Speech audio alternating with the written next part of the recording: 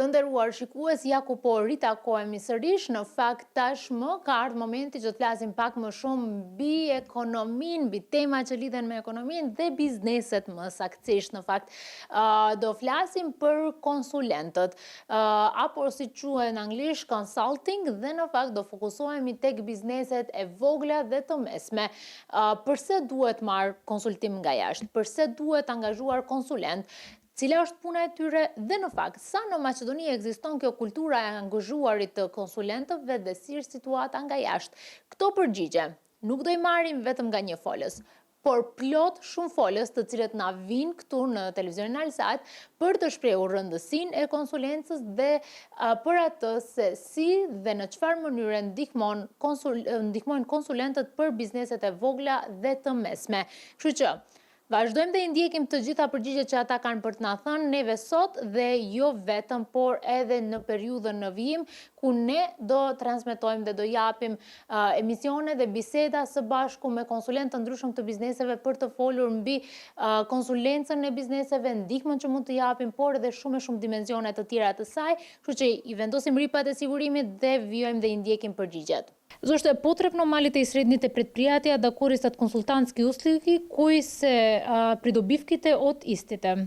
Pa mali i srednji biznisi najčešće nemaju dovoljno resursa i osoba koje jesu u kompaniji da mogu pokriti sve one elemente od nekakve velike korporativne strukture što postoji. Znači, nije za očekivati da jedan čovjek ili jedna obitelj može pokriti od proizvodnja, ako je proizvodnja, od marketinga, od prodaje, od financiranja i tako dalje. I tu u Makedoniji, kao i bilo gdje drugdje u svijetu, konzultanti su ti koji pomažu, koji su katalizatori da krene se napred i da može jednostavno doći do nekakve sljedećeg koraka u razvoju. Naravno, to zavisi i od aspiracije vlasnika, odnosno menadžmenta kompanije i tako dalje, ali što se tiče konzultanata, oni su tu kao bilo gdje drugdje da pomognu u tom razvoju, da ubrzaju taj razvoj i da se poveća onaj mogućnost da ta nekakva priča koja je možda na početku da bude uspješna, da nemamo situaciju da kompanija se završi sa, ne znam, odlaskom u mirovinu jednog od vlasnika ili jedinog vlasnika u kompaniji. Da li biznisите сакаат да добиваат консултанција од надвор или пак сакаат сами да одат по нивниот пат? Poduzetnici su u malim kompanijama, znači u SME kompanijama su najčešće upravo to, poduzetnici su i oni su tu nekako sa idejom hoću razvoj, hoću rast i oni shvaćaju da trebaju pomoć i spremni su uzimati konzultante, međutim uvijek ostaje pitanje financiranja i tako dalje, gdje onda nastaje problem i kod samog vlasnika takvog poduzeća, gdje on zna da treba, ali jednostavno možda i nema financije se jednostavno to platiti. Naravno, ako postoji nekakav vanjski ja bih rekao push ili nekakav poticaj da se uzme konzultant, bilo da je to od banke, bilo da postoji nekakav oblik možda i sufinanciranja konzultantskih usluga, to pomaže u cijeloj toj priči. Каква е ситуацијата во светот, во разлика со Северна Македонија, за културата на консултација или пак ако имате некој интересен пример за да споделите со нас? Što se tiče konzultantskih usluga i zašto dolazi do nekakvih konzultantskih usluga, ja bih mogao reći da je Makedonija vrlo slična onome što se događa i u zapadnoj Europi ili možda bliže Hrvatskoj ili Sloveniji i tako dalje. Po osnovi zašto se uzima konzultant u SME kompanijama, znači u malim i srednjim kompanijama, a to je, ako govorimo o internim potrebima, to je vrlo često imamo situaciju da su roditelji pokrenuli nekakav biznis i da sad dolazi druga generacija gdje oni trebaju pomoć, gdje oni trebaju vidjeti uopće što su to roditelji radili, kako su napravili kompaniju i tu ja bih rekao da nema prevelike razlike u smislu kad interno, znači da kada postoji interna potreba za konzultantom, vrlo često u zadnje vrijeme, kako ovdje, tako i vani na zapadu, vidim potrebu kod promjene generacija. Naravno imamo engleski termin baby boomers koji je vrlo prisutan svuda. U Njemačkoj ne znam koji broj kompanija već u sljedećih 5 godina jednostavno generacija odlazi u mirovinu i netko treba preuzeti taj biznis i ta osoba, ako govorimo unutar obitelji, ako govorimo vanjski, treba jednostavno taj pogled, treba pomoć šta dalje, jer roditelji su imali ideju, očito uspješnu, doveli su kompaniju do određene razine i sada sljedeća generacija treba nastaviti taj biznis. I vrlo često imamo situaciju da nije tako jednostavno nastaviti roditelje. To je recimo vrlo slična situacija koju sam vidio ovdje i koju sam vidio u drugim državama gdje sam radio. Што треба да има во предвид една компанија пред да се одлучи да инвестира? Какви анализи се потребни за да се направи увид за сегашната ситуација во работењето на компанијата? Biznis dijagnostika, ja bih rekao da je nekakav prirodni nastavak rasta i razvoja usluga na tržištu konzultantstva, zato što prati to razvoj i rast i potreba koje postoji na strani gospodarstva. Što se događa? Mi danas imamo kompanije koje dolaze na tržište ili koje jesu već na tržištu sa nekakvim disruptivnim modelima poslovanja, znači novim tehnologijama, drugačijim biznis modelima od onoga što je bilo klasično, što smo možda vidjeli prije 10, 20, 30 godina i gdje jednostavno pitanja koja se postavljaju za nekakve vanjske, ako govorimo o vanjskim korisnicima, su puno kompleksnija, puno drugačija jednostavno i imamo potrebu da ta nekakva analiza bude puno dublja. Isto možemo govoriti o nekoj kvaliteti financijskih izvještaja gdje imamo situaciju da male i srednje kompanije imaju situaciju da miješaju osobno i od kompanije financije, pa imamo od troškova automobila i tako dalje na kompanijama. Imamo osobne kredite koje se daju na kompanije i jednostavno kad pogledamo samo nekakvu financijsku analizu, daje nam odgovore, ali ako hoćemo dublje, ako hoćemo dati odgovore što sada sa kompanijom, da li financirati, mi trebamo jednu, ja bih rekao, sveobuhvatniju uslugu kao što je biznis dijagnostika, da nam pomogne da donesemo odluke. Зошто е потребно малите и средните предпријатија да користат консултантски услуги? Она што е најкарактеристично за последните неколку години, прво ќе кажам, е дека компаниите во нашата земја се почесто и почесто користат консултантски услуги.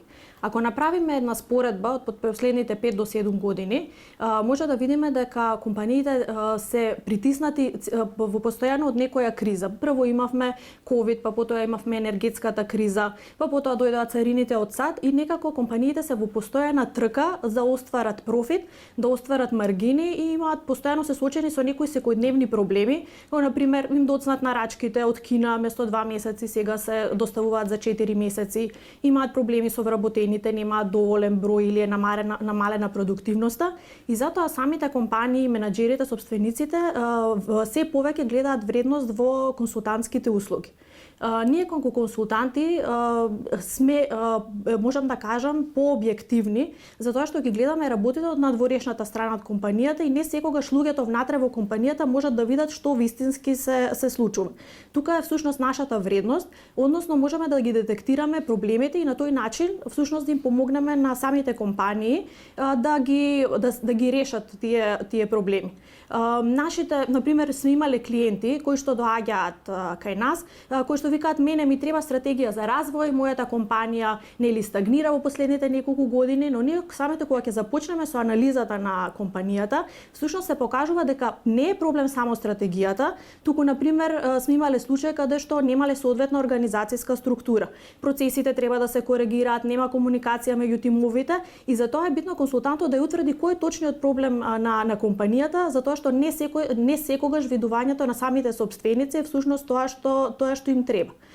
Ние како консултанти сме тука да го поддржиме целиот процес на развиток на компанијата, односно да го поставиме системот, а потоа самите собственици да можат да работат на самиот развој и на стратегијата на компанијата, за која што не секогаш, тоест многу често немаат време соочени со секојдневните проблеми. Исто така морам да нагласам дека самите консултанти ние работиме со компанијата не само краткорочно на еден проект, туку стануваме понатака и партнери на компаниите. Еве конкретно можам да кажам за нашите клиенти дека со најголем дел работиме повеќе години, односно кога ќе заврши некој дел од нашите предвидени активности и проекти, продолжуваме да соработуваме на други, се со цел да постигнеме поголеми ефекти, односно поголеми позитивни резултати за самата компанија. Зашто да добиваме консултација или пак да се консултираме за мали и средни бизнеси? Бизнисмените најдобро си ги познаваат своите компании, тие си ги создале, тие ги развиваат, тие вложуваат енергија во нив.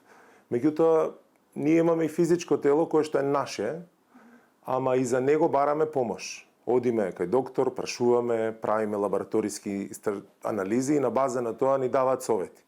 Така да и компаниите треба повремено да ангажираат некој стручен кој што посветил време на одреден аспект, за да може да согледа што се случува внатре. Јас верувам дека пошто како растат компаниите, така се соочуваат со реални предизвици. Сигурен сум дека бизнисмените вложуваат многу напор да ги решат, ама во еден момент се огледуваат дека не успеваат сами. Така да главната причина за ангажирање на консултанти е да и помогнат да го видат проблемот правилно, да го дефинираат и со поддршка да успеат да го надминат. Затоа што живееме во многу динамична ера, постојано се менува технологија, начин на работа, нови генерации од аспект на луѓе за работа, предизвици во тимовите. И тука може некој кој што посветува време, затоа што бизнисмените работат на бизнисот, тие решаваат многу ситуации. А ако ќе ангажирате стручно лице кое што посветило време само на финансии, само на организација, само на тимска работа, само на лидерство или комбинација, може многу лесно да даде додадена вредност и со неколку совети, сугестии, заедничка поддршка да успеат да го надминат предизвикот и компанијата да расте, да продолжи да останува конкурентна и да напредува. Дали е секогаш лесно бизнисмените, тие што ги создале компаниите, објективно да сватат за консултирање и да не биде чувството како ти доаѓа некој друг од надвор, па ти доминира во твојот свет? Не е лесно да се прими совет за нешто што ти си го развил и најдобро го знаеш. И има некаква пристрасност дека јас ова сум го развил. Меѓутоа, јас би предизвикал да се даде шанса. Верува и добро е да се проба и добро е што постојат вакви проекти кои што дават поддршка да се добие искуството.